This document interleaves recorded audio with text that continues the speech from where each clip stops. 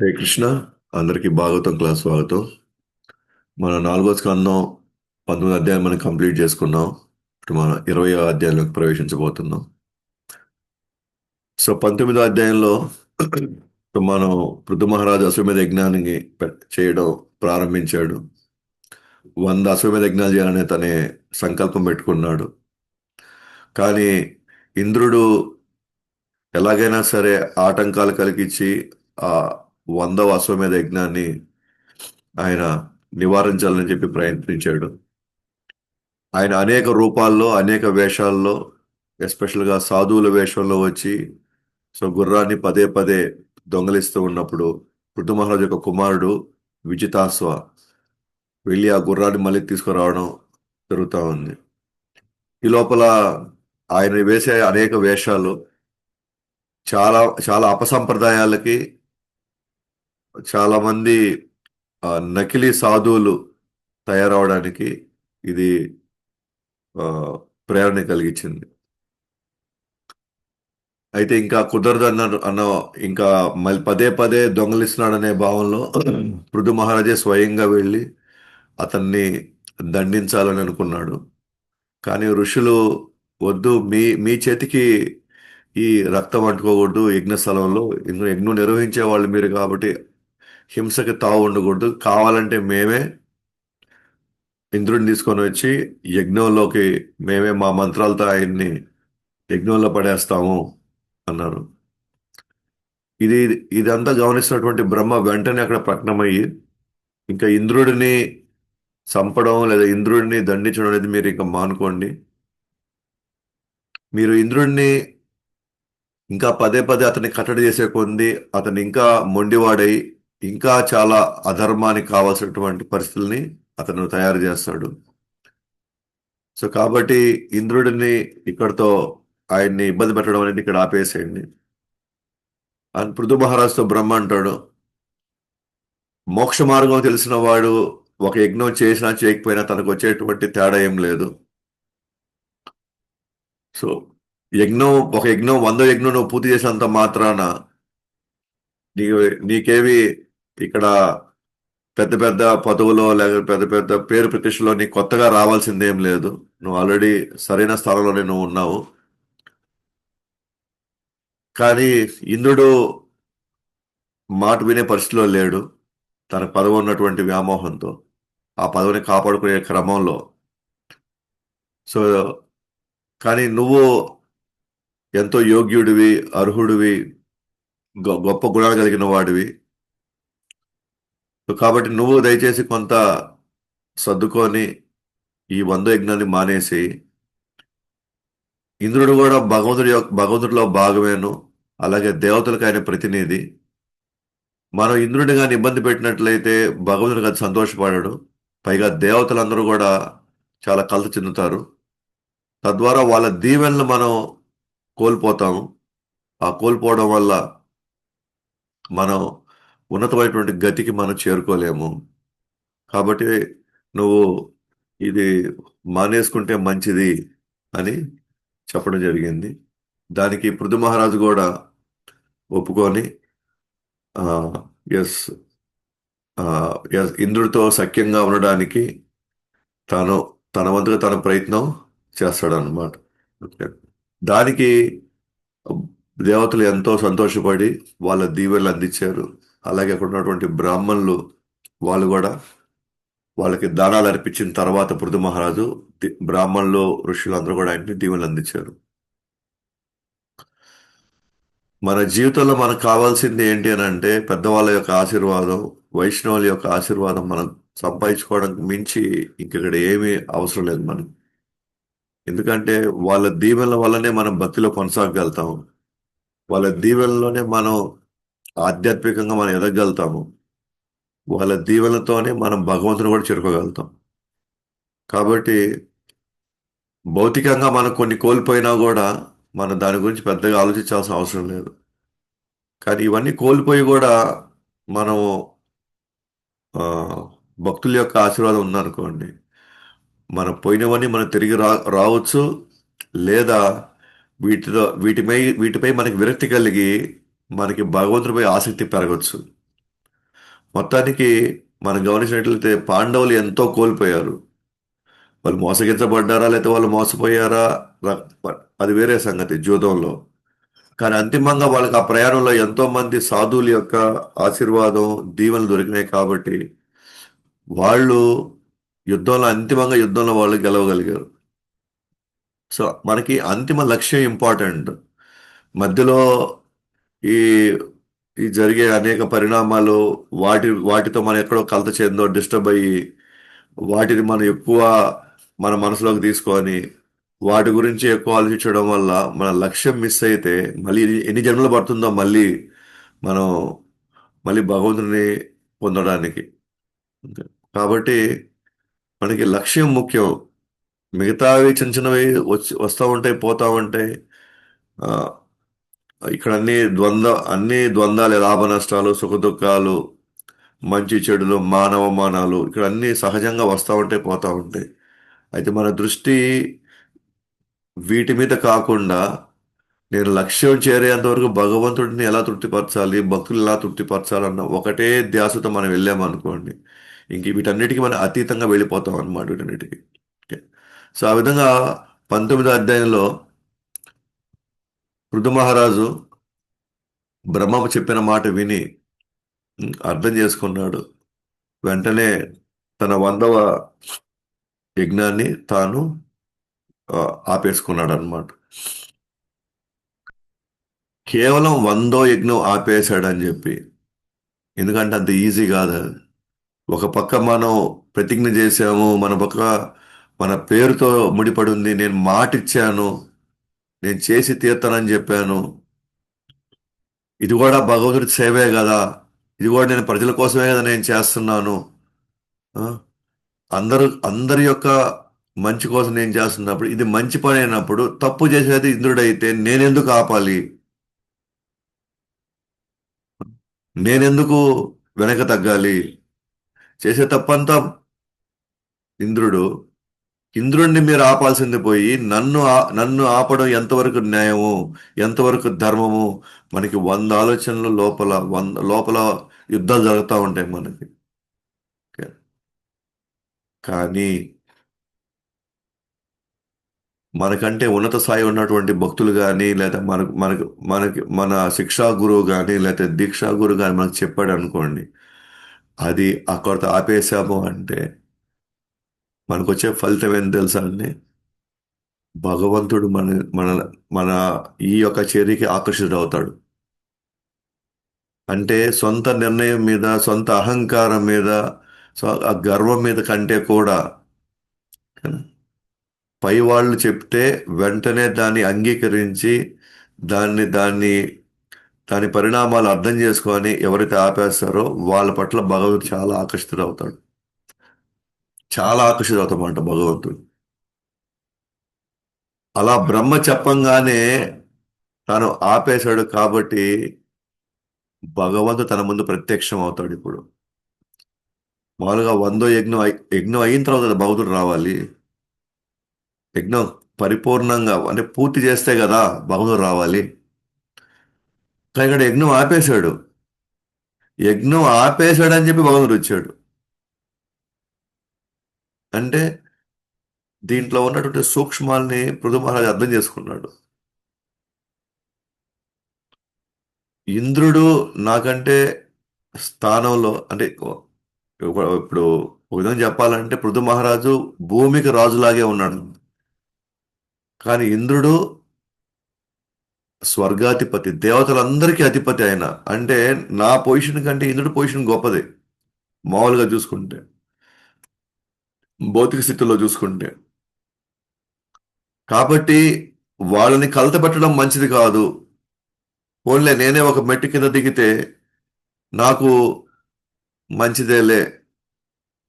వాళ్ళని ఒకసారి పెద్దవాళ్ళతో వాదోపోదాలకు వెళ్తుంటాం మనం. పెద్దలు చెప్పిన వాటిల్లో వీళ్ళంతా మూర్ఖంగా ఉన్నారు, వీళ్ళంతా అసలు చెప్పినా వినే పరిస్థితులు లేరు ఆ, అని ఒక్కోసారి మనకి విసుగు వస్తుంటుంది మనకి ఒక్కోసారి. లేదా ఒక్కోసారి వాళ్ళ మీద మనకు కోపం కూడా వస్తుంటుంది, లేదా వాళ్ళకి మనకు వ్యతిరేకంగా చేయాల్సిందే అనే ఒక భావన కూడా వస్తుంటుంది మనకి. కానీ ఎక్కడో దగ్గర అరే వీళ్ళు నా మాటకి వ్యతిరేకిస్తున్నారనే దానికంటే కూడా ఒకసారి చూద్దాం వీళ్ళు అసలు ఏమంటున్నారో, అసలు ఒకసారి ఒకసారి ప్రశాంతంగా వీళ్ళు అన్న దాంట్లో నుంచి ఒకసారి ఆలోచిద్దాము అనే కొద్దిగా మీరు ఆలోచిస్తే ఎక్కువ సందర్భాలు మనం లాభమే పడతాం మనం, ఎక్కువ సందర్భాల్లో. కాకపోతే మనం స్ట్రిక్ అని అయిపోయి ఉంటాం, ఎందుకంటే నేను ఇలా అనుకున్నాను కదా చేయాలని, ఇది నాకు మంచిదని నేను అనుకున్నాను, నాకు తెలుసు కాబట్టి మనకేం తెలుసు, మనకు భవిష్యత్తు దీని పరిణామాలు ఏదైనా మనకేం తెలియదు. ఇది ఉండడం నాకు మంచిది, ఇది ఉంటే నేను సంతోషంగా ఉంటానని జస్ట్ అప్పటికప్పుడు మనం తీసుకునే నిర్ణయాలు ఒక్కోసారి మనకి ఎటువంటి భవిష్యత్తులో ఎటువంటి పరిణామాలు రాబోతాయో మనకి ఊహ కూడా ఉండదు అనమాట. కానీ భవిష్యత్తు ఎంతో కొంత అనుభవం ఉండేది పెద్దవాళ్ళకి. ఎస్పెషల్గా పెద్దవాళ్ళు కానీ భక్తులు కానీ అయితే మనం ఇంకా ఎక్కువ మాట వినాలి జాగ్రత్తగా. వాళ్ళ మాట చాలా జాగ్రత్తగా తీసుకోవాలి. ఎక్కువ సందర్భాల్లో వాళ్ళే కరెక్ట్ అవుతారు. కాకపోతే మనం ఒక దానికి మనం ఆల్రెడీ బందీ అయిపోయాం కాబట్టి ఆ కోరికకో, లేకపోతే ఆ వస్తువుకో, లేకపోతే ఆ విలాసానికో, లేకపోతే మనం కూడా ఆ మాటకో, ఇచ్చిన మాట నేను కట్టుబడాలి కదా అని చెప్పేసి ఇచ్చిన మాట కట్టుబడడం కోసం మనం తప్పులు చేయగలుగుతామా? యాక్చువల్గా కర్ణుడికి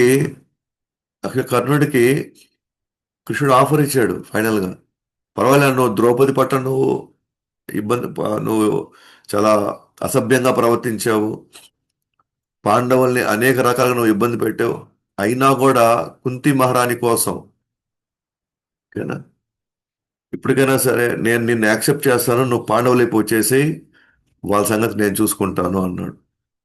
కాదు, నేను ద్రోణుడికి మాట ఇచ్చాను కదా, నాకు ఎవరూ లేనప్పుడు తనే కదా నాకు తోడున్నాడు, నేను అత్యంత క్లిష్ట పరిస్థితిలో ఉన్నప్పుడు నన్ను ఆదుకుంది అతనే కదా. కానీ యాక్చువల్గా దుర్యోధనుడు తన వీక్నెస్ ని తను ఆయుధంగా చేసుకొని తన వైపు తను యుద్ధం చేయించుకున్నాడు. ఎందుకంటే ఇతను మాట మీద నిలబడతాడన్న వీక్నెస్ దుర్యోధనుడు పట్టేశాడు.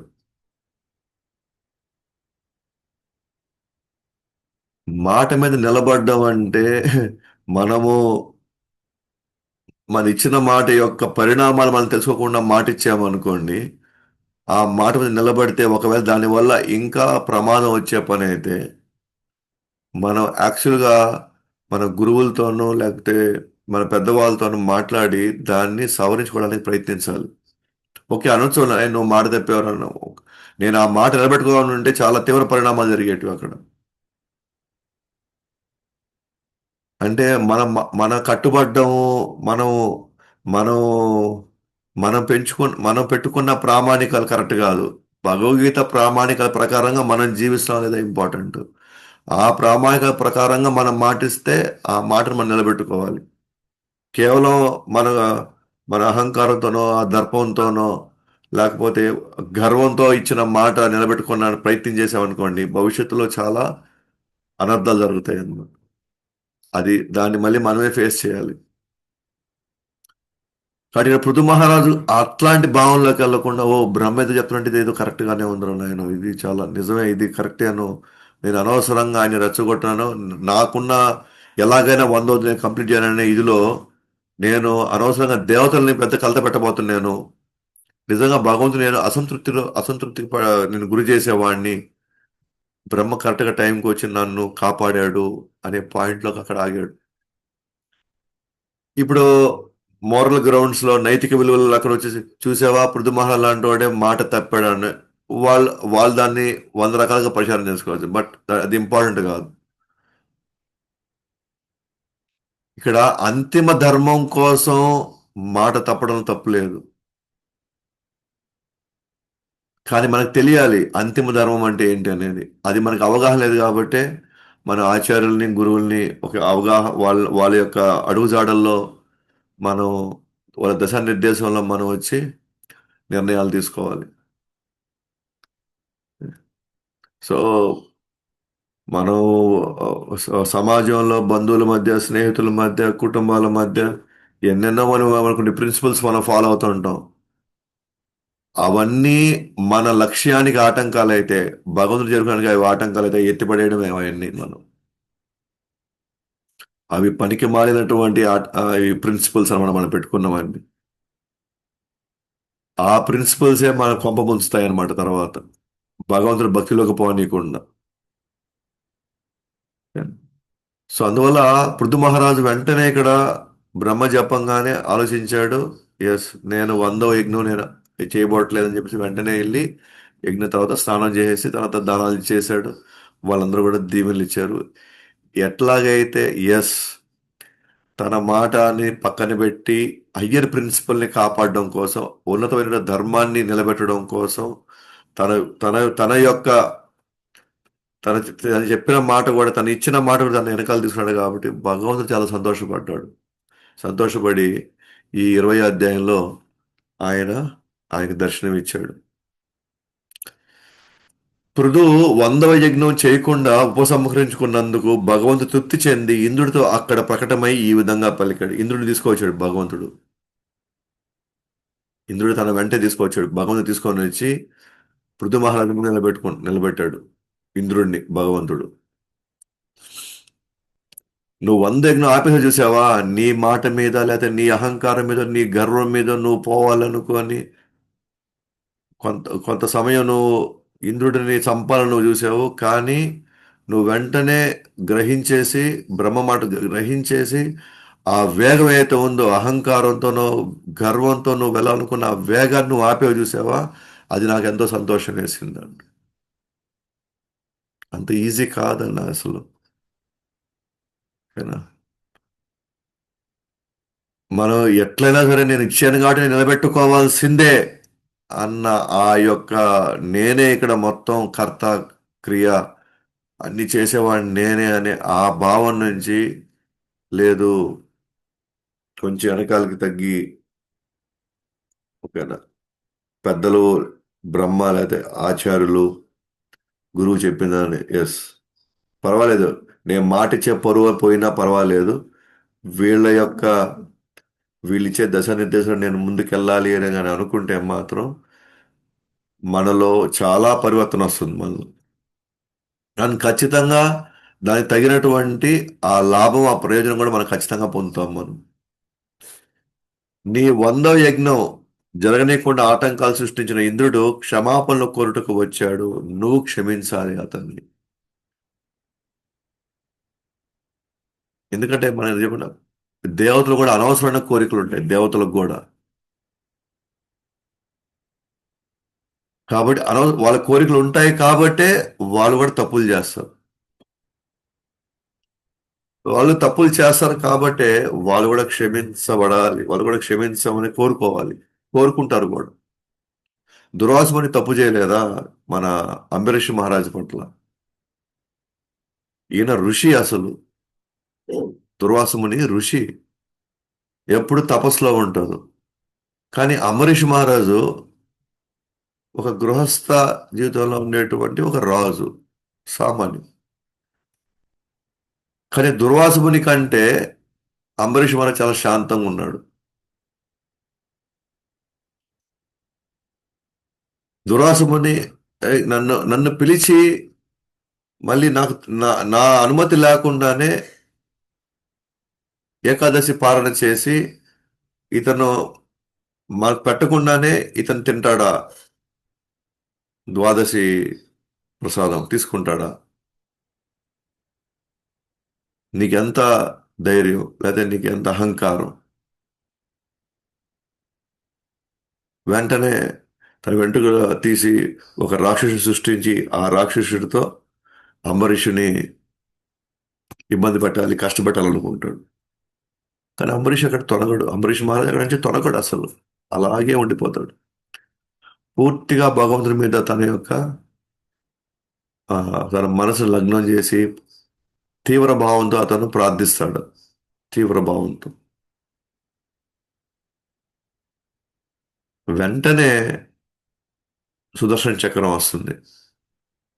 సుదర్శన చక్రం తరుముకుంటుంది దురాసుముని. ఎక్కడెక్కడ తరుముకుంటుంది? అన్ని లోకాలు తరుముతాయి. ఆఖరిక వైకుంఠంలో కూడా ఆయనకి రక్షణ ఉండదు. వైకుంఠంలో జనరల్గా ఎవరు భయపడరు, భయపడకూడదు. కానీ దుర్వాసుడికి వైకుంఠంలో కూడా రక్షణ కలగల. పోయి హరి పాదాల మీద పడ్డాడు. సో కృష్ణుడి పాదాల మీద పడినా కూడా నేనేం చేయలేను అంటాడు కృష్ణుడు. నువ్వు మళ్ళీ వెళ్ళి అంబరీషుడి కాళ్ళ మీద పడితే గాని ఈ సుదర్శన చక్రం వెనకాలకి వెళ్ళదు అంటాడు. పరిగెత్తుకుంటా వచ్చి మళ్ళీ అంబరీషుడి కాళ్ళ మీద పడితే గాని సుదర్శన చక్రం అక్కడి నుంచి పోలేదు. అదేదో ముందుగానే ఆ, అరే అతను ఒక సంవత్సరం పాటు నాడు వ్రతం అది. సంవత్సర కాల వ్రతం అది. అప్పటికి కన్సల్ట్ చేసి ద్వాదశి ఆ పాలన చేయలేదు అతను. చేయకుండా అయితే మునివరులు వచ్చారు, వాళ్ళ అనుమతి లేకుండా మనం ఎలా తినాలని చెప్పేసి వేరే వాళ్ళు అడిగితే నువ్వు నీళ్లు తాగు, అది పాలన చేసినట్టే ఉంటుంది, అలాగా చేయనట్టు ఉంటుంది అని చెప్పేసి వాళ్ళు సలహా ఇచ్చారు, అది తీసుకున్నాడు. కానీ దుర్వాస మునికి నేను లేకుండా ఎట్లా? అంటే ఈ ఎపిసోడ్ ఎందుకు చెప్పాను అని అంటే పెద్ద పెద్ద మునులు దేవతలు వీళ్ళు కూడా తప్పులు చేస్తారు.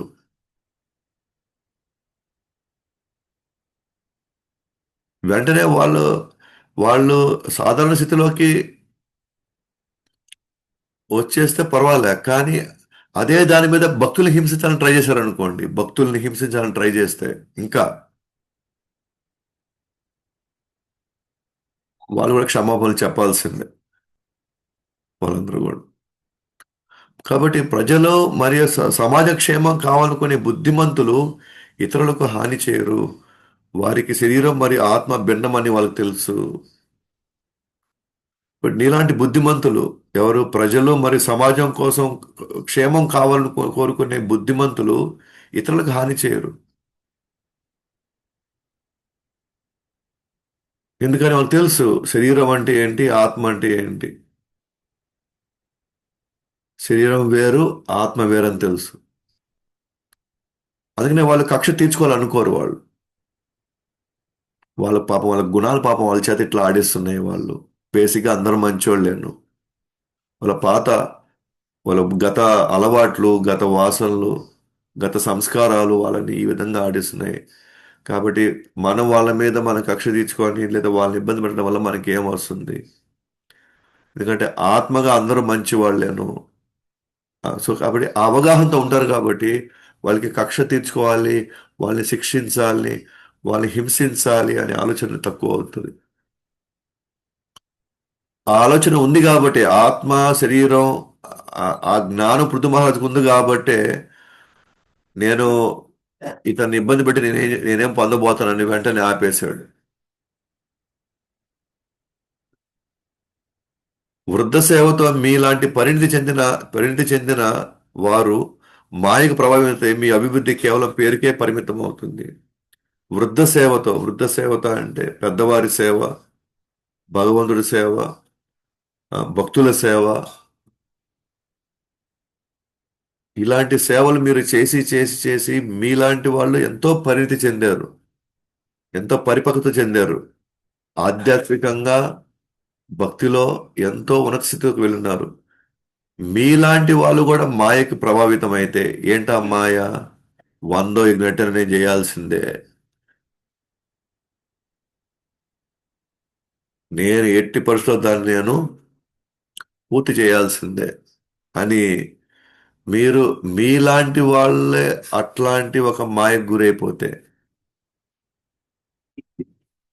అట్లయితే మీరు ఏదైతే ఇప్పుడు దాకా మీరు ఆధ్యాత్మికంగా ఎదిగారో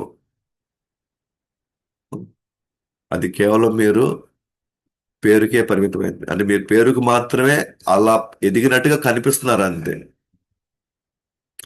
లేదా ఇదంతా మీ యాక్చువల్గా ఏమంటే మీ టైం వేస్ట్ ఇదంతా. ఎందుకంటే పరిణితి చెందిన వాళ్ళు, పరిపక్వత చెందిన వాళ్ళు, ఆ దివస్థితికి చేరుకున్న వాళ్ళు, వీళ్ళు ఇటువంటి ప్రవర్తన అంటే ఆత్మ, శరీరం వాళ్ళు వేరుగా వాళ్ళు చూడరు.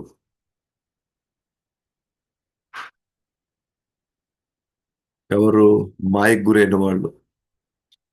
మాయకు గురి కాని వాళ్ళు మాత్రమే శరీరం వేరుగాను ఆత్మ వేరుగా చూడగలుగుతారు. మాయకు గురైన వాళ్ళు మాత్రం అంత శరీరమే చూస్తుంటారు వాళ్ళు. మాయకు గురి కాని వాళ్ళు మాత్రం వ్యక్తిని ఏమాత్రం వ్యక్తిని వాళ్ళు తప్పు పట్టరు. అతనిలో ఉన్న గుణాలని చూసుకొని ఆ గుణాలను ఎలా మార్చాలా అని చూస్తారు అంతే. అలాగే జ్ఞాన సంపన్నులు అజ్ఞానం వలన వచ్చిన కోరికతో తయారైన శరీరంపై ఆసక్తి చూపరు. జ్ఞాన సంపన్నులు ఎవరికైనా శరీరం ఎందుకు వచ్చింది అంటే గతంలో అజ్ఞానం వల్ల వాళ్ళు కొన్ని కోరికలు కోరుకున్నారు. ఆ కోరికలు నెరవేర్చడానికి మనకి ఇప్పుడు శరీరం కావాలి. కానీ జ్ఞాన సంపన్నులు ఏం చేస్తారు? ఆ శరీరం ఇంక నాకు వద్దు అనుకుంటారు వాళ్ళు. అంటే ఎందుకని? వాళ్ళకి అర్థమైపోయింది. నేను మళ్ళీ కానీ కోరికల కోసం నేను పరిగెత్తాను అని అంటే అజ్ఞానంతో నేను మళ్ళీ నాకు ఇంకో శరీరం వస్తుంది. కాబట్టి వాళ్ళు జ్ఞానంతో వాళ్ళు ఏ కోరికలు కోరుకోవాలా? భగవంతుడి దగ్గర ఏ కోరికలు కోరుకోవాలి. భగవంతుడు తృప్తిపరిచేటువంటి కోరికలు కోరుకోవాలి. సో భగవంతుడు తృప్తిపరిచేటువంటి కోరికల కోసం మన దేహాన్ని వాడాలి. అటువంటి వాళ్ళు దేహం ఉన్నంత వరకు ఎంతవరకు చేయగలమో అంతవరకు చేసుకుంటారు భగవంతుడి కోసం. దేహం పోతే వాళ్ళు పెద్దగా వాళ్ళు పెద్ద కష్టపడరు దాని గురించి. వాళ్ళు పెద్ద బాధపడరు. వాళ్ళు ఏమనుకుంటారు? అబ్బా, దేహం ఉన్నంత వరకు నేను తృప్తిగా భగవంతుడి సేవ చేస్తున్నాను అబ్బా. ఇప్పుడు భగవంతుడు అది తీసేశాడు. నెక్స్ట్ వాళ్ళకి ఏ శరీరం వస్తుంది? దివ్య శరీరం వస్తుంది. ఆ దివ్య శరీరంతో వాళ్ళు ఏం చేస్తారు? ఆ దివ్య శరీరంతో ఆధ్యాత్మిక శరీరంతో వాళ్ళు వైకుంఠం పోయి శాశ్వతంగా పోయి సేవ చేస్తారు ఇంకెళ్ళి వాళ్ళు. వైకుంఠానికి వెళ్ళి శాశ్వతంగా సేవ చేస్తారు వాళ్ళు. ఎవరైతే అజ్ఞానులు ఉంటారో ఆ శరీరంలో ఇంకా ఇంకా అనుభవించాలని ఇంకా అది ఆ శరీరంలో పోయి శిలలు ఎక్కించున్నారు. ఆ శరీరానికి శిలలు ఎక్కించున్నారు. ఆ శరీరానికి ఆ శరీరానికి ఎన్నో బ్యాండేజీలు వేసి ఉన్నారు. ఆ శరీరానికి ఎన్నో కట్లు కట్టేసి ఉన్నారు. అయినా ఇంకా నేను అనుభవించాలా, ఈ దేహం పోతే నాకు ఎట్లా అని చెప్పేసి దాని మీద ఎంత వ్యామోహం పెట్టుకో ఉంటారు. ఇది అజ్ఞానం వల్ల వచ్చేటువంటి పరిణామాలు. కానీ జ్ఞాన సంపన్నులు మాత్రం శరీరం మీద వ్యామోహం పెట్టుకోరు. ఎందుకంటే ఈ శరీరం ఏ రోజు నేను ఎంత దీన్ని అనుభవించాలనుకుంటే ఇది ఇది నాకు అంత దుఃఖాన్ని తీసుకొని వస్తుంది నాకు అని పూర్తి అవగాహనలో దాన్ని మనం అనుభవించకుండా ఆ శరీరాన్ని కృష్ణుడి సేవలో పెట్టడానికి ప్రయత్నిస్తారు. కాబట్టి శరీరంపై ఆసక్తి లేనివాడు శరీరం కోసం నిర్మించే గృహాలు పిల్లలు దానిపై ఎలాంటి ఆసక్తి చూపరు. సారీ, ఎలా ఆసక్తి చూపుతారు? మనం చూస్తే కనుక శరీరంపై ఆసక్తి లేదనుకోండి. శరీరంపై ఆసక్తి లేకపోతే శరీరం కోసం ఇల్లు కట్టుకోడు అతను. లేదా టెంపరీ ఇల్లులో ఉంటాడు. శరీరంపై ఆసక్తి లేనివాడు పిల్లలపై ఆసక్తి ఉండదు. ప్రేమ ఉంటుంది, ఆసక్తి ఉండదు. ఆసక్తి అంటే ఏంటి? వాళ్ళు కూడా నాకు ఎప్పుడో ఒకసారి నాకు చెయ్యాలా అనే ఎక్స్పెక్టేషన్స్ ఉండవు వాళ్ళకి. అలాగే ఇంకోటి సారి దానం ఉంది ఇక్కడ. ధనంపై వాళ్ళు ఎలా ఆసక్తి చూపిస్తారు? శరీరంపై ఆసక్తి లేదు అంటేనే వాళ్ళు దీన్ని ఏది మీద ఆసక్తి చూపించరు వాళ్ళు. ఎలా ఆసక్తి చూపుతారు? వాళ్ళు చూపించరు వాళ్ళు. మనకి గృహంపై ఆసక్తి ఉంది, లేకపోతే ధనంపై ఆసక్తి ఉంది, మిగతా వాటి ఆసక్తి ఉంది అంటే ఇండైరెక్ట్గా మనం చెప్పాల్సింది ఏంటి అని అంటే మనకి శరీరంపై ఆసక్తి ఇంట్రెస్ట్ ఉంది కాబట్టి వాటిన్నింటి మీద ఇంట్రెస్ట్ ఉంది. ఎందుకంటే దీన్ని కాపాడుకోవాలనే ఇదిలో మనం ఇవన్నీ మన జీవితంలో సమకూర్చుకుంటున్నాం.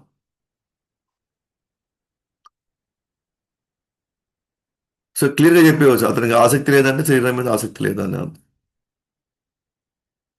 అతను పెద్దగా పట్టించుకోవట్లేదంటే ఆ విషయాలంటే తనకి వీటి మీద పెద్ద ఇంట్రెస్ట్ లేదు అని, శరీరం మీద. కాబట్టి శరీరంపై ఆసక్తి లేని వాడు శరీరం కోసం నిర్మించే గృహాలపై వచ్చు, సమాజంలో అలాగే ధనంపై అతను ఎటువంటి ఆసక్తి చూపుతారు చూపడు. అతను ఎలా చూపుతాడు? అతను శరీరం మరియు ఆత్మ సంబంధించిన జ్ఞానం ఉన్నవారు పరమాత్మ యొక్క గుణాలను కూడా అర్థం చేసుకోవడానికి అర్హత పొందుతారు. ఆత్మ శరీరం కరెక్ట్ గా వాళ్ళకి అవగాహన ఉంటే ఆత్మ అంటే ఏంటి, శరీరం అంటే ఏంటి, ఈ జ్ఞానాన్ని ఎవరైతే సాక్షాత్కారం పొందుతారో వాళ్ళు పరమాత్మని అర్థం చేసుకోవడానికి కూడా వాళ్ళ అర్హత సంపాదిస్తారు. పరమాత్మని అర్థం చేసుకోవడానికి కూడా వాళ్ళకి ఆ యొక్క అవకాశం వాళ్ళకి వస్తుంది అన్నమాట. వాళ్ళకి ఆ యొక్క అవకాశం కూడా వస్తుంది. అందుకే ఇక్కడ అందరికీ పరమాత్ముడు అర్థమవుతాడు. ఇక్కడ అందరూ భగవంతుని తెలుసుకోగలుగుతారా? చాలా మంది గుళ్ళకి వెళ్తారు కానీ అసలు భగవంతుని అర్థం చేసుకోవడానికి వాళ్ళకి వాళ్ళ బుద్ధి అంత అవకాశం ఇయ్యదు వాళ్ళకి. వాళ్ళకి అంత అవకాశం బుద్ధి ఇవ్వదు. ఎందుకనంటే వాళ్ళకి శరీరం ఆత్మ వేరు అన్న పాయింట్ వాళ్ళకి తెలియదు అసలు. సో శరీరం ఆత్మ వేరు అని తెలియదు కాబట్టి వాళ్ళకి లోతైన విషయాలు, సూక్ష్మమైన విషయాలు వాళ్ళకి అర్థమయ్యేదానికి అవకాశం లేదు వాళ్ళకి.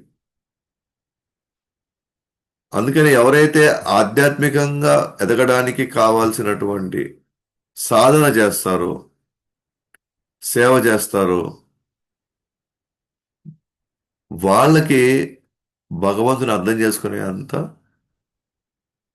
ఆ అర్హత సాధిస్తారు. ఏమని అర్థమవుతుంది వాళ్ళకి? పరమాత్మకి జీవుడికి ఉన్న తేడా కనబడుతుంది వాళ్ళకి.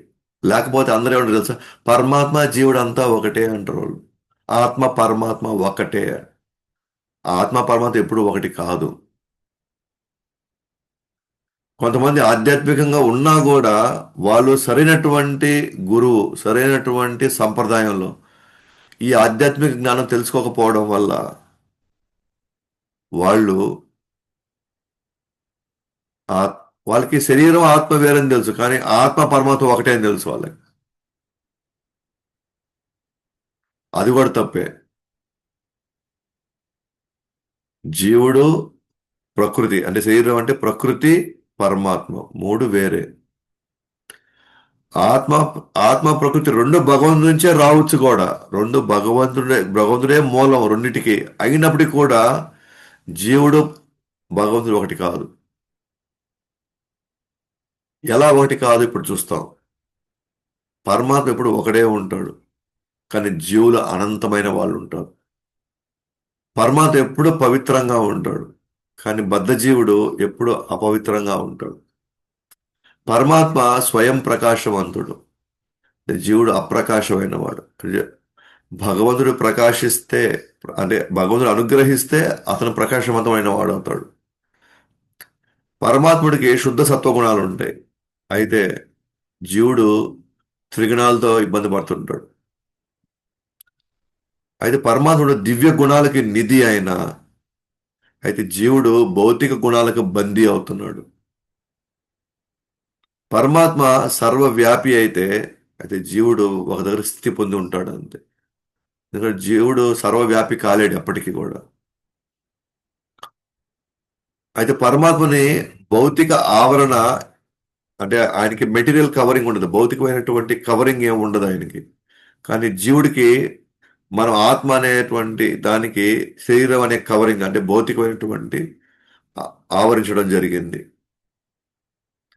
పరమాత్మ అందరికీ అన్నిటికీ సాక్షిగా ఉంటాడు కానీ జీవుడు ఎవరికి సాక్షి కాదు, ఇక్కడ అసాక్షి.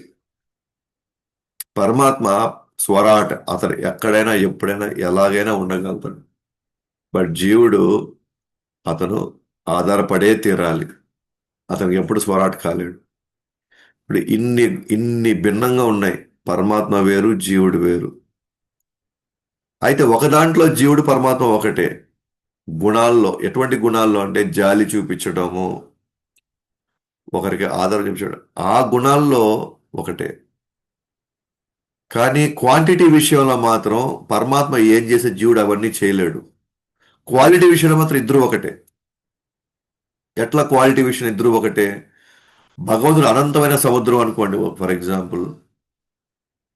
కానీ జీవుడు మాత్రం దాంట్లో ఒక చిన్న చుక్క. అంటే ఒక చిన్న చుక్క అంటే ఒక చిన్న డ్రాప్ అన్నమాట. సముద్రంలో ఏవైతే గుణాలు ఉంటాయో, లైక్ ఉప్పు అనేటువంటి ఉప్- ఉప్పంగా ఉండేటువంటి ఏదైతే గుణం ఉందో, అది ఈ డ్రాప్ లో కూడా, అంటే ఈ చుక్కలో కూడా అదే ఉప్పదనం ఉంది. ఆ విధంగా ఇద్దరు ఒకటే. ఉప్పదనం వచ్చే దాంట్లో ఇద్దరు ఒకటే. ఆ గుణాలు ఇద్దరు ఒకటే. అంతేగాని మిగతా అన్ని గుణాల్లో ఇద్దరు ఒకటి కాదు. ఉదాహరణకి ఎండ కొట్టింది అనుకోండి, సముద్రం ఇంకిపోదు, కానీ చుక్క ఆవిరైపోతుంది. కాబట్టి క్వాలిటీ తీసుకుంటే భగవంతు సచ్చిదానంద స్వరూపమే, నేను సచ్చిదానంద స్వరూపమే. కాకపోతే ఆయన అనంతం, నేను అణువు. అది తేడా. అయితే కొంతమంది ఏమనుకుంటారు తెలుసా, అన్ని అన్ని గుణాల్లో ఆత్మ పరమాత్మ ఒకటే అంటారు. అది తప్పు. అంతరంగిక ఆత్మతో పాటు సహజంగా వచ్చే కొన్ని గుణాలు పరమాత్మ సేమ్ గుణాలే. ఎందుకంటే మనం కూడా ఆయన నుంచి వచ్చాం కాబట్టి. కానీ చేసే కార్యాల విషయంలో మాత్రం ఆయన చేసిన పనులు నేను చేయలేను. ఉదాహరణకి ఆయన కర్మకు లోను కాడు, నేను కర్మకు లోను అవుతాను. దాంట్లో ఆయన నేను వేరు వేరే. ఎవరైతే ఆధ్యాత్మిక జ్ఞానంలో సాక్షాత్కారం పొందుతారో, లైక్ ఆత్మ శరీరాన్ని బాగా ఆ తేడా గమనిస్తారో, వాళ్ళకి కూడా అర్థమవుతుంది పరమాత్మ జీవుడు వేరు అని. ఒకటిగా వాళ్ళు ఎప్పుడు తీసుకోరు. అలా ఎవరు అన్నారు అనుకోండి ఆత్మ పరమాత్మ ఒకటే అని, అంటే వాళ్ళు సరైనటువంటి స- ఆత్మ శరీరం అన్నటువంటి ఆ యొక్క అవగాహనలో పూర్తిగా వాళ్ళు ఇంకా తెలుసుకోలేకపోయారు.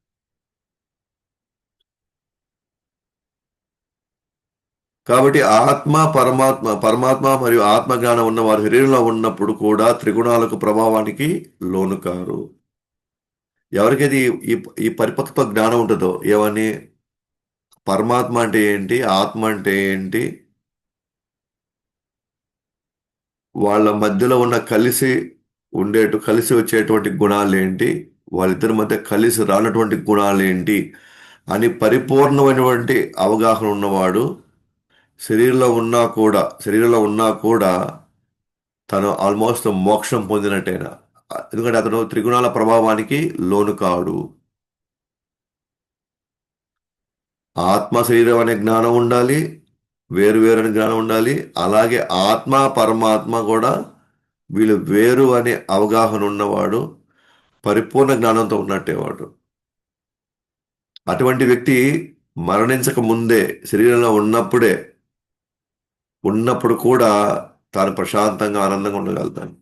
ఎందుకంటే ఏ గుణాలకు అతను ప్రభావంలోను కాడదు. ఆ స్థితిలో విద్యుత్ ధర్మమును నిర్వహిస్తూ నిష్కామకంగా శ్రద్ధగా నాకు సేవ చేస్తూ క్రమంగా తనలో తానే తృప్తి చెందుతాడు. ఆ విద్యుత్ ధర్మం నిర్వహిస్తూ కూడా, అంటే ఆ స్థితిలో కూడా, ఏది ఇంకా శరీరంలోనే ఉన్నాడు కదా, ఇంకా మోక్షం పొందల, బట్ శరీరంలో ఉన్నప్పుడే తాను తన పని తాను చేసుకుని వెళ్తుంటాడు. ఏది తన గృహస్థ అయితే గృహస్థ పని చేసుకుని వెళ్తుంటాడు. క్షత్రియుడైతే, బ్రాహ్మణుడైతే, శూద్రుడైనా సరే, ఎవరైతే ఈ అవగాహనకు వచ్చేసారో ఆత్మ పరమాత్మ వేరు, ఆత్మ శరీరం వేరు అనే అవగాహనకు వచ్చిన వాళ్ళు, లేదా ఆ యొక్క ఆ, దాన్ని పూర్తి స్థాయిలో నమ్మిన వాళ్ళు, అనుభవించిన వాళ్ళు మాత్రం, వాళ్ళు అందరిలాగే పనిచేస్తూ ఉంటారు. కానీ నిష్కామకంగా ఏ ఫలితాన్ని ఆశించకుండా శ్రద్ధగా వాళ్ళు సేవ చేస్తూ వాళ్ళు ఎంతో సంతోషంగా, తృప్తిగా, ప్రశాంతంగా వాళ్ళు ఉండగలుగుతారు. వాళ్ళు అట్లాంటి వాళ్ళు మాత్రమే ప్రశాంతంగా ఉండగలుగుతారు. ఆ స్థాయిలో గుణాల నుండి విడుదల, పరిపూర్ణ దర్శనం, పవిత్రమైన మనసు, పూర్ణ శాంతిలో బ్రహ్మస్థితిని పొందుతాడు. అతను బ్రహ్మానందాన్ని పొందబోతున్నాడు. ఎందుకంటే అతను గుణాల నుంచి విడుదలైపోయాడు. ఇప్పుడు పర్ఫెక్ట్ దర్శనం జరుగుతుంది. పరమాత్మ యొక్క దర్శనం పర్ఫెక్ట్ గా జరుగుతోంది ఇప్పుడు. మనసు పూర్తిగా పవిత్రం అయిపోయింది. ఇప్పుడు కామక్రోధ మోహ మదమత్సరాలు లేవు దాంట్లో. కాబట్టి పూర్ణ శాంతితో ఉన్నాడు. కా- అతను ఒక స్థితిని చేరుకున్నాడు, అతను బ్రహ్మన్ స్థితి. ఈ భౌతిక శరీరం స్థిరమైన ఆత్మ యొక్క పర్యవేక్షణలో ఉన్నదని సాక్షాత్కారం పొందినవాడు మోక్షానికి అర్హుడు. ఈ శరీరం అంతా కూడా ఈ ఆత్మ యొక్క పర్యవేక్షణలోనే ఈ శరీరం నడుస్తుంది అని ఎవరైతే సాక్షాత్కారం పొందాడో, పూర్తిగా దాన్ని అనుభవిస్తున్నాడో, అటువంటి వాడు మోక్షానికి అర్హుడు. అటువంటి వాడు చాలా ఈజీగా సాధన చేసి ఇక్కడి నుంచి బయటికి వెళ్ళిపోతాడు. ఈ శరీరం ఆత్మ యొక్క పర్యవేక్షణలో నడుస్తా ఉంది అని తెలుసుకున్నవాడు. కానీ మనం అలా కాదు. నేనే చేస్తున్నాను అంటున్నాను. మనం యాక్చువల్గా చేయట్లే, మన అహంకారం పని చేపిస్తుంది ఇప్పుడు మన చేత. అలా కాకుండా ఎవరైతే లేదు లేదు, ఆత్మ నా చేత పని చేపిస్తా ఉంది, ఆత్మ ఈ శరీరాన్ని వాడుకుంటుంది, ఆత్మ ఈ శరీరంతో ఎన్నో పనులు చేస్తుంది, అలా అవగాహన ఉన్న వాళ్ళు, అంటే వాళ్ళు క్లియర్గా అర్థమైపోయింది ఆత్మ వేరు శరీరం వేరు, ఆత్మే శరీరం చేత పని చేపిస్తుంది అని ఆ అవగాహనలో ఉన్న వాళ్ళు మాత్రం వీళ్ళు ఖచ్చితంగా అతి త్వరలో వీళ్ళు మోక్షాన్ని అందుకుంటారు వీళ్ళు. కాబట్టి ఆత్మ స్థూల మన సూక్ష్మ శరీరాలకు పరమని ఎరిగిన వారు నాతో మైత్రి సంబంధంలో కొనసాగుతూ నా భక్తులు ఎటువంటి పరిస్థితుల్లో వేదనకి గురికారు.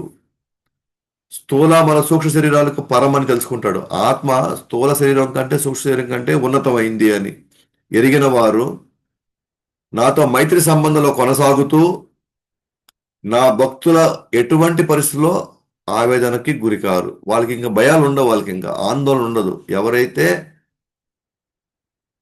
శరీరం ఈ రెండు శరీరాల కంటే మించి ఆత్మ ఉందని ఒక పక్క అవగాహనతో, రెండు భగవంతుడు నిత్యం సేవలో ఉండేవాళ్ళు, అంటే మైత్రి సంబంధంలో ఉండేవాళ్ళు, అంటే సేవలో ఉండేవాళ్ళు, నా అటువంటి నా భక్తులు ఎటువంటి వేదనకి ఇక్కడ గురికారు. ఈ భౌతిక ప్రపంచంలో ఎటు చూసినా మనకి కష్టాలే ఉన్నాయి, ఆందోళనలు ఉన్నాయి, చింతనలు ఉన్నాయి, ఆవేదనలు ఉన్నాయి.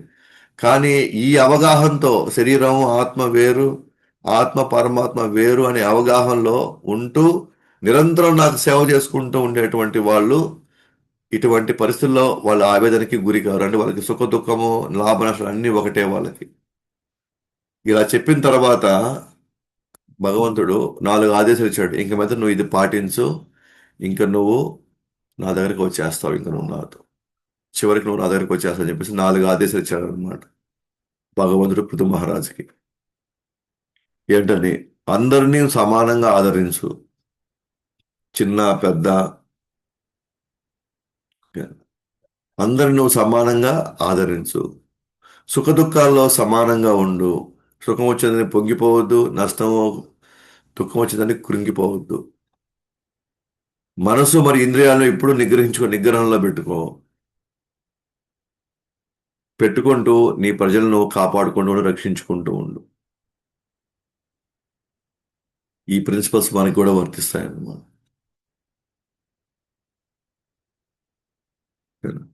మా వాళ్ళైతే ఒకటి, వేరే వాళ్ళైతే ఒకటి కాదు, అందరినీ సమానంగా చూసేటువంటి తత్వంగా ఉంటే, అలాగే సుఖదుఖాలు కూడా సమానంగా చూడగలిగితే, మనసు ఇంద్రియాలను నిగ్రహించుకోగలిగితే, నీ మీద ఆధారపడ్డ వాళ్ళని మనం మన మీద ఆధారపడ్డ వాళ్ళని మనం రక్షించగలిగితే, ఎలా రక్షించగలుగుతాం? భక్తి ఇస్తే రక్షించగలుగుతాం. భక్తి ఇచ్చి మనం రక్షించగలిగితే, భక్తి ఇచ్చి రక్షించుకో అంటున్నాడు. 4 ఆదేశాలు ఇచ్చాడు భగవంతుడు. ఎందుకంటే మీరు కానీ ప్రజలను కానీ రక్షిస్తే వాళ్ళు చేసినటువంటి పుణ్యంలో 1/6 వంతు ఆ పుణ్యం మనకు కూడా దక్కుతుంది. ప్రజలను కానీ వాళ్ళని ధర్మం వైపు నడిపించామనుకోండి, వాళ్ళు చేసిన దాంట్లో రాజుకు కూడా భాగం ఉంది. లేదు, వాళ్ళ ప్రజల్ని మనం ధర్మం వైపు నడిపించకుండా వాళ్ళకి గాలికి వదిలేసామనుకోండి, వాళ్ళు చేసే ప్రతి అధర్మానికి నాకు 1/6, 1/6 వంతు ఆ పాపాన్ని నేను కూడా మూట కట్టుకోవాలి. ఆ పాపాన్ని నేను కూడా మూట కట్టుకోవాలన్నమాట. అలాగే ఏం ఆదేశాలు ఇచ్చాడు? పదవిపై అనాసక్తితో బ్రాహ్మణులు ఆదేశించిన విధంగా పాలిస్తే ప్రజలు నిన్ను ప్రేమిస్తారు, మరియు అతి త్వరలో కుమారులను దర్శించుకుంటావు అంటున్నాడు. పదవిపై అనాసక్తి ఉండాలి. అనాసక్తితో ఏం చేయాలా? బ్రాహ్మణులు ఇచ్చినటువంటి ఆదేశాల విధంగా నువ్వు కానీ పాలించే పని అయితే ప్రజలు నిన్ను ఎప్పుడు ప్రేమిస్తూనే ఉంటారు. జనరల్గా మనం ఏం చేస్తామంటే తల్లిదండ్రులుగా అనేక విధాలుగా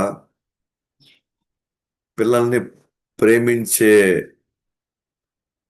విషయంలో వాళ్ళకి మనం ముదిగారం చేస్తుంటాం మనం ఏమనుకుంటామంటే వాళ్ళకి మనం ముదిగారం చూపిస్తే వాళ్ళను మంచి అనుకుంటారు. నేను మంచి తండ్రి అనే ఇంప్రెషన్ నేను అతనికి ఇవ్వాలి, నేను మంచి తల్లి అనే ఇంప్రెషన్ మనం ఇవ్వాలి అనే భావనలో మనం ఏం చేస్తామంటే వాళ్ళని ఎక్కువ ఆ,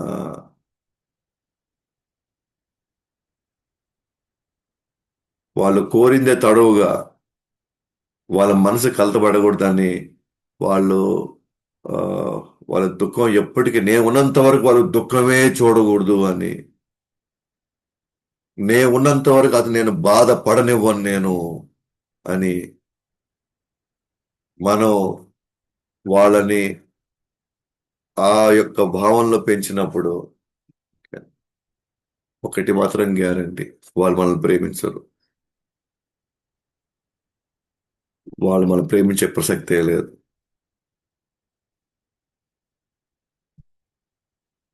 మీరు మీ అనుభవంలోకి వచ్చుంటే అది మంచిది. ఈ పాటికి మీకు కొంత అర్థం చేసుకుని ఉండొచ్చు ఆ విషయం.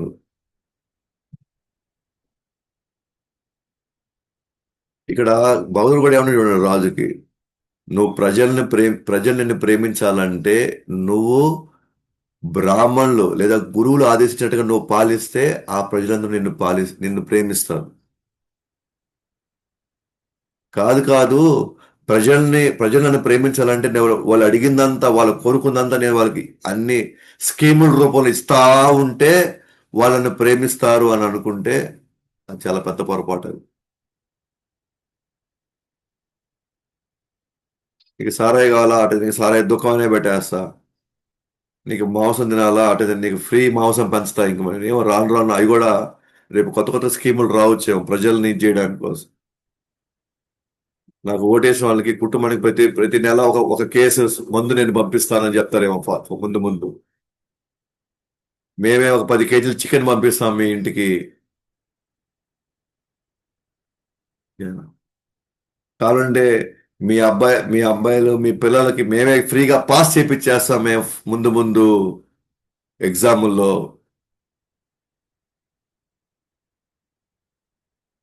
మనం అనుకుంటున్నాం ఏం లేదు, మన పదవులు మనం కాపాడుకోవడానికి, ఆ పదవుల ద్వారా వచ్చే ఆస్తులు కాపాడుకోవడానికి వీళ్ళు వేసేయ్యారు అన్నమాట ఇదంతా.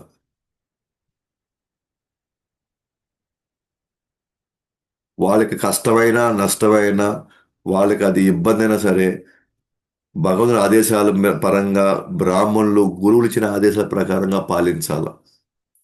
అదేవిధంగా ఆధ్యాత్మిక గురువు చెప్పిన విధంగానే మన ఆస్తులు మనం ఉద్యోగం చేయాలి, వ్యాపారాలు చేయాలి, పిల్లల్ని చూసుకోవాలి, పిల్లల్ని అలా అదే విధంగా పెంచాలి. వాళ్ళకి ఏదో రెండు గాయం తగిలితే నా హృదయమే గుచ్చుకోబోద్దేమో, అట్లాంటి సెంటిమెంటల్ థింగ్స్ ఇక్కడ కుదరవు ఇవన్నీ. రేపు మనమే చూస్తాము, వాళ్ళు రేపు మనకి మించి మనల్ని తొక్కేసి వెళ్తారు అనమాట వాళ్ళు.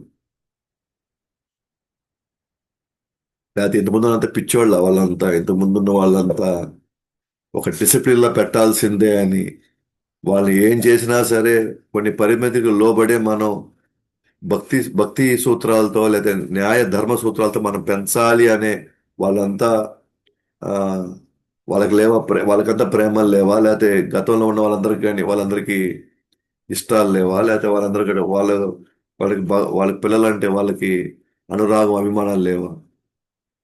కాబట్టి తర్వాత కూడా ఎన్నో పెద్ద కుటుంబాలన్నీ పెద్ద పెద్ద కుటుంబాలు వాళ్ళు ఎప్పుడూ హ్యాపీగా ఉన్నారు, ధైర్యంగా ఉన్నారు వాళ్ళంతా. వాళ్ళు ఎందుకంటే గతంలో వాళ్ళందరికీ కూడా వాళ్ళకి ఆధ్యాత్మిక గురువు ఉండేవాడు.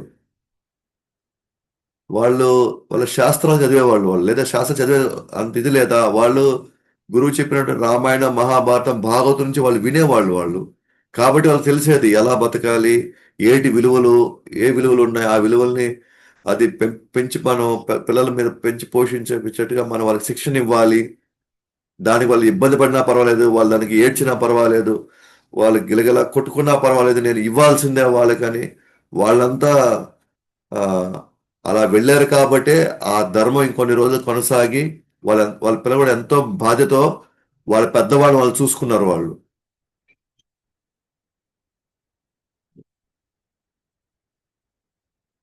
ఇప్పుడు మన వాళ్ళకి ఏదైనా అంటే ఇప్పుడు యాక్చువల్గా అది ప్రేమ కాదు, అది శరీరం యొక్క వ్యామోహం ఉంది. నా పిల్లవాడు ఫెయిల్ కానే కాకూడదు. టీచర్ అవసరమైతే మా పిల్లవాడిని ఫెయిల్ చేయడానికి లేనే లేదు. మా పిల్లవాడిని ఫెయిల్ చేస్తే నేను ఈ స్కూల్లో నేను చేర్పించాను నేను. మీరు కొట్టరు, వాళ్ళు కొట్టరు, కానీ మా పిల్లోడు బాగుండాలి. మా పిల్లోడు ఉన్నత స్థాయికి ఎదగాలి. ఎలా కుదురుతుందని.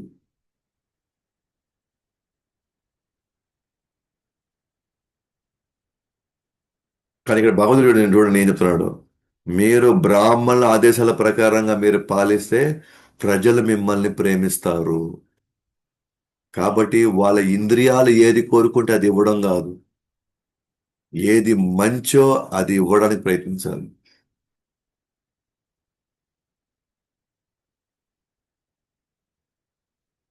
మనము మన ఇంద్రియాలకి మన ఇంద్రియాలకు బానిసలైన మనం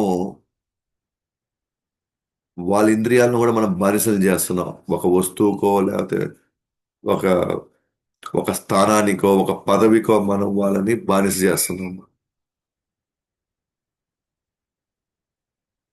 దానివల్ల మనం భవిష్యత్తులో మనము బాగుండం, అంతకంటే వాళ్ళు కూడా బాగుండరు. ఇదే విధంగా నువ్వు ప్రేమిస్తూ ప్రజల్ని కానీ నువ్వు రక్షిస్తూ ఉన్నట్లయితే అతి త్వరలో నువ్వు బ్రహ్మ కుమారులు నువ్వు దర్శించుకుంటావు. అటువంటి గొప్ప ఆ, ఆధ్యాత్మికమైనటువంటి పరిణితి చెందినటువంటి అట్లాంటి వ్యక్తుల్ని నువ్వు ముందు ముందు నువ్వు వాళ్ళని దర్శించుకుంటావని కూడా భగవంతుడు సారీ, పృథు మహారాజుకి తన భవిష్యత్తు చెప్తున్నాడు. నువ్వు బ్రహ్మాండంగా నువ్వు ప్రజల్ని కాపాడినందుకు, ప్రజలను బాగా చూసుకున్నందుకు, ధర్మం వైపు నడిపిస్తున్నందుకు నీకు రివార్డ్ ఏంటో తెలుసా? నీకు ఫ్యూచర్ నీకు భక్తుల సాంగత్యం కలగబోతుంది. లేదా నీకు ఆధ్యాత్మిక గురువులతో సమానమైనటువంటి బ్రహ్మ కుమారుతో నీకు సాంగత్యం ఏర్పడిపోతుంది. అది రివార్డ్ అన్నమాట. భక్తుల సాంగత్యం అంటే ఒక వరం మనకి. అది మన జీవితంలో మనకి ఒక ఆధ్యాత్మిక గురువు మనకు దొరికాడంటే, ప్రభుపాదులు లాంటి వాళ్ళు మనకు దొరికారంటే అది మనకు పెద్ద వరం అది. అంటే గతంలో ఎప్పుడో ఏదో వేరే జన్మలో ఆ, ఎక్కడో మనం భగవంతుని మనం తృప్తిపరిచామో, భక్తుల్ని తృప్తిపరిచామో తెలియదు. కానీ దానికి వరంగానే మనకి ఈ జన్మలో మనకి భక్తుల సాంగత్యం దొరికింది. ఆ భక్తుల సాంగత్యం నిలబెట్టుకునే బాధ్యత మందే. ప్రతి ఒక్కరిది ఇక్కడ బాధ్యత. దానికి మనం జాగ్రత్తగా వ్యవహరించాలి, జాగ్రత్తగా మాట్లాడాలి, జాగ్రత్తగా సంబంధాలు పెట్టుకోవాలి. నా గత అలవాట్ల వలన, గత సంస్కారాల వలన మనం ఏది పడితే అది మాట్లాడేసామనుకోండి, భక్తుల సాంగత్యం మనం ఖచ్చితంగా దూరం అయిపోతాం మనం. భగవంతుడే కావాలని దూరం చేస్తాడు. ఎందుకంటే మీలాంటి వాళ్ళు ఉండి ఇది ఎంత డిస్టర్బ్ చేస్తారని ఆయనే దూరం పెడతాడు మనల్ని. ఇ- ఇది ఆషామాషిగా వచ్చింది కాదు ఇదంతా. కాబట్టి మనం అతి త్వరలో నువ్వు మీకు కుమారులను దర్శించుకుంటావు అని అంటే, రేపు నువ్వు పొందబోయే అంటే మీకు ఒక గురువు యొక్క సాంగత్యం దొరకబోతుంటే గురువు యొక్క సేవ దొరకబోతుంది. ఆ గురువు సేవ నీకు దొరికింది అంటే ఇంక నువ్వు వైకుంఠం గ్యారంటీ.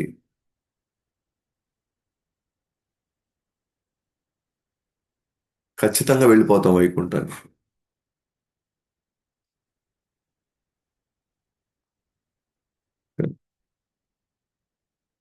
నీ అత్యున్నతమైనటువంటి గుణాలతో ఆ అద్భుతమైనటువంటి పరివర్తన నన్ను ఆకర్షించావు. యజ్ఞాలు, యోగము, తపస్సులతో నా అనుగ్రహం పొందలేరు. అన్ని పరిస్థితుల్లో సమానంగా ఉన్న వారి హృదయంలో నేను నివసిస్తాను. నీ అత్యున్నతమైన నీ గుణాలతో, అద్భుతమైన నీ ప్రవర్తనతో నువ్వు ఈరోజు నన్ను ఆకర్షించున్నాను. ఆ 100 యజ్ఞం నువ్వు చేయలేదు చూసావా? అది నన్ను ఆకర్షించింది. బ్రహ్మ మాట విని నువ్వు అర్థం చేసుకున్నావు చూసావా? ఆ ప్రవర్తన నన్ను ఆకర్షించింది. మొండిగానో, మూర్ఖంగానో నేను మాటిచ్చాను కాబట్టి నిలబెట్టుకోవాల్సిందే అనే ఆ యొక్క ధోరణిలో నువ్వు కానీ ముందుకెళ్ళుంటే నేను ఈరోజు వచ్చేవాడిని కాదు. నువ్వు 100 యజ్ఞం కంప్లీట్ చేసేవాడివి. కానీ నేను నేను సంతోషపడేవాడిని కాదు. నెక్స్ట్ నెక్స్ట్ లైన్ చూడండి. యజ్ఞాలు, యోగము, తపస్సులతో నా అనుగ్రహం పొందలేరు. అంటే అర్థం ఏంటి? నా నే నే ఇప్పుడు ఆయన చెప్పినటువంటి ఇప్పుడు పృథు మహారాజు ఏం చేశాడు? బ్రహ్మ చెప్పిన మాటకి కట్టుబడ్డాడు. బ్రహ్మ సంతోషపడ్డాడు. దేవతలు సంతోషపడ్డారు. ఓకే, నేను ఫెయిల్ అయినాను ఈ విషయంలో. భౌతికంగా 100 యజ్ఞం నేను చేయడం నేను ఫెయిల్ అయిపోయాను. నేను చేయలేకపోయాను. అది నేను ఫెయిల్ అయ్యాను. కానీ నేను ఫెయిల్ అయ్యింది చాలా మంది నా గురువులకి సంతోషం ఇచ్చింది అది. సో వాళ్ళు సంతోషపడ్డారు కాబట్టి భగవంతుడు వచ్చి ఆ ప్రవర్తన ఆయన ఆకర్షించింది. అంటే మనం భౌతికంగా ఎన్నో సాధించడం కంటే కూడా మనల్ని పై ఉన్న వాళ్ళు మన యొక్క ప్రవర్తనతో మన సేవతో వాళ్ళు సంతోషపడ్డారు అనుకోండి, అదే 100 మార్కులు కొట్టేసినట్టు. మనం 100 యజ్ఞాలు చేస్తే వచ్చే పొజిషన్ కంటే కూడా వాళ్ళు చెప్పిన మాటతో మనం దాన్ని నిర్వర్తించకపోయినా సరే వాళ్ళ మనసులో మనం తృప్తిపరిచాం కాబట్టి వాళ్ళ దీవెనలతో మనం పైకి వెళ్ళిపోతాం ఇక్కడ నుంచి మనం. కాబట్టి అన్ని పరిస్థితుల్లో సమానంగా ఉన్న వారి హృదయంలో నేను నివసిస్తాను అంటున్నాడు. అంటే ఎవరి హృదయం అయితే కామక్రోధాలు ఉండవో, సుఖ దుఃఖాలకి వీటికి డిస్టర్బ్ కాకుండా ఎప్పుడు ఒకటే లక్ష్యంతో, అంటే భగవంతుడిని తృప్తిపరచాలి, గురువుని తృప్తిపరచాలి, ఒకే లక్ష్యంతో వెళ్తారో అటువంటి వాళ్ళ హృదయంలో నేను నివసిస్తాను అంటున్నమాట భగవంతుడు.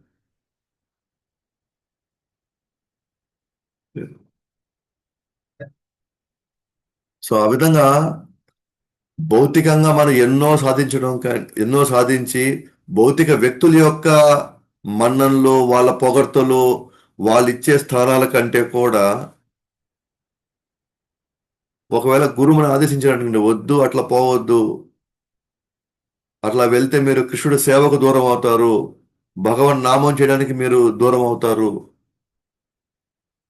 దానివల్ల మీరు ఇంకా కొన్ని బంధకాల్లోకి, ఇంకా కొన్ని కొన్ని అనవసరమైనటువంటి కర్మలకి మీరు రేపు మళ్ళీ దాన్ని మోయాల్సి వస్తుంది.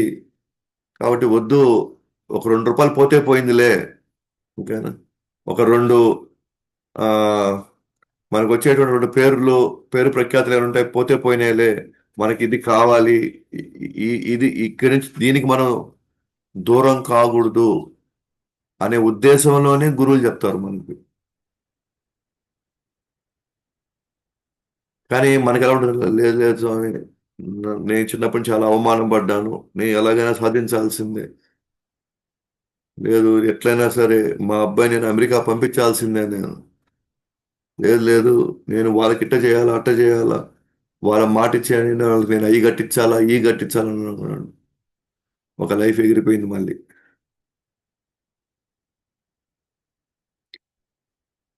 ఒక లైఫ్ అయిపోయింది అంతే.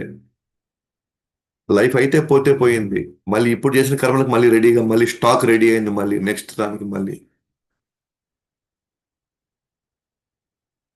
మళ్ళీ స్టాక్ పెంచుకున్నాం. మళ్ళీ ఈ లైఫ్ మళ్ళీ కొత్త స్టాక్ మళ్ళీ పెంచుకున్నాం. సో కాబట్టి పృథు మహారాజు యొక్క ప్రవర్తన భౌతికంగా నేను వాటికి వీటికి వాళ్ళ దగ్గర వీళ్ళ దగ్గర నేను ఉన్నతంగా కనిపించడం కంటే కూడా భగవంతుడి కళల్లోకి, గురువు కళల్లోకి నేను ఉన్నతంగా కనిపించాలి. నేను దానికి ఏది అవసరం నేను అది చేస్తాను అనే ఇదిలో ఉంటే మాత్రం భగవంతుడు దానికి సంతోషపడతాడు. భగవంతుడు దర్శనమిస్తాడు. అండ్ భగవంతుడు దర్శనమిచ్చిన తర్వాత అది మన ఆఖరి జన్మ అయిపోతుంది ఇంకా మరి. ఓకేనా? సో ఆ విధంగా ఇప్పుడు నెక్స్ట్ ఇంకా భగవంతుడు పృథు మహారాజుతో ఎలాంటి ఒక వ్యవహారంతో ఉంటాడు, ఎంత ప్రేమతో ఉంటాడు, ఎంత ఆప్యాయతతో ఉంటాడు. భగవంతుడు ఎలాంటి వరాన్ని కోరుకోమంటున్నాడు, ఏ వరైనా కోరుకో అంటున్నాడు. దానికి పృథు మహారాజు ఎటువంటి ప్రార్థనలు చేస్తాడు, ఏం కోరుకున్నాడు, ఫైనల్ గా పృథు మహారాజు ఏం కోరుకుంటాడు ఇప్పుడు. సో ఇవన్నీ కూడా మనం రేపు చూస్తాం. ग्रंथराज श्रीमद् भागवतम की जय, जगत गुरु श्रील प्रभुपाद की जय, अनंत कोटि वैष्णव की जय, दाय गौर प्रेमानंदे हरि।